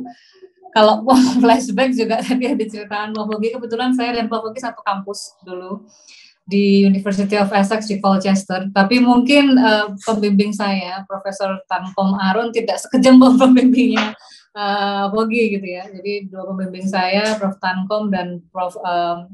Stuart, itu memang beliau sangat akomodatif gitu ya, dan nggak ngerjain kayak yang dilakukan oleh pembimbingnya Mas Fogi tadi. Jadi saya cukup bersyukur, saya cukup sit in gitu ya, nggak harus kemudian dikerjain harus lulus 75. Saya nggak bisa bayangin itu kalau dikerjain sama kayak Mas Fogi, mungkin bisa minta perpanjangan sama Pak Kadep waktu itu mungkin ya, kalau misalnya harus lulus dengan 75. Jadi Bu Ica dan Bapak Ibu yang lain yang mungkin sedang menyiapkan studi S3-nya, atau mungkin Pak Fogi kalau mau lanjut ya silahkan lagi Bapak, tapi jangan lupa di PSST Bapak dan di lab masih memerlukan gitu Nje. Tapi Bu Ica kalau mau lanjut S3 ya memang gitu ya, selain persiapan akademis, persiapan mental ya, terutama dikerjain supervisor for the sake of pengalaman yang lebih mantap, ilmu yang lebih dalam, nah itu perlu juga dinikmati lah. Jadi jangan disesali, jangan dibuat sendu, meratapi, apalagi nempel di tembok sambil melipir gitu ya, nggak usah Bu Ica. Jadi didoakan saja semoga lancar dan insya Allah Bapak Ibu semuanya yang sedang mungkin merencanakan studi lanjut ya, insya Allah dimudahkan. Dan I wish ya waktu saya sebelum berangkat S3 ada seri seperti ini gitu. Jadi kami memang sangat mendorong diseminasi pengetahuan ya, tidak hanya dari pemahaman atau persiapan penguatan riset gitu ya, tapi juga kami dari lab akan menyiapkan berbagai agenda sebagai yang disampaikan oleh Pak Fogi tadi, tapi juga menyiapkan juga dari sisi keilmuan yang lainnya sehingga sama-sama kita mendapatkan manfaat. Terutama untuk seri ini kami ucapkan terima kasih sebesar-besarnya kepada Bapak Ibu yang telah bergabung baik secara live di Zoom maupun di YouTube channel kami. Dan atas partisipasi Bapak Ibu kami ucapkan terima kasih sebesar-besarnya, semoga membawa manfaat ya. Terutama juga kami aturkan terima kasih kepada guru-guru kami di Departemen Akuntansi khususnya dan di FEB. Juga untuk Pak Dekan terutama, kemudian Pak Kadep, Pak Singgih, Bu Sekdep, Bu Wuri, Bu Zuni, kagem Pak Prof Jogi juga dari MD yang telah mendukung kami, plus juga tim Hore ini ya dari lab dan MD yang luar biasa ya, sangat energinya untuk menyiapkan yang terbaik untuk seri ini dan insya Allah untuk kedepannya. Jadi terima kasih sekali Bapak Ibu, semoga bermanfaat bagi kita semuanya dan tentu saja tunggu agenda yang lebih menarik berikutnya. Terima kasih Bu Ica, kami kembalikan lagi ke Bu Ica dan Mas Wogi. Baik, terima kasih Bu Dian Kartika Rahajeng. Kami tunggu seri-seri berikutnya ya Bu. Terima kasih yang sebesar-besarnya. Saya ucapkan juga kepada Pak Fogi Gautama Buana Putra PhD atas materinya hari ini. Semoga bermanfaat dan pasti sudah sangat bermanfaat ya untuk semua partisipan. Saya Anissa Ica sebagai moderator hari ini mengundurkan diri. Acara saya kembalikan kepada Mbak Umirul Iva dan Ustari. Terima kasih.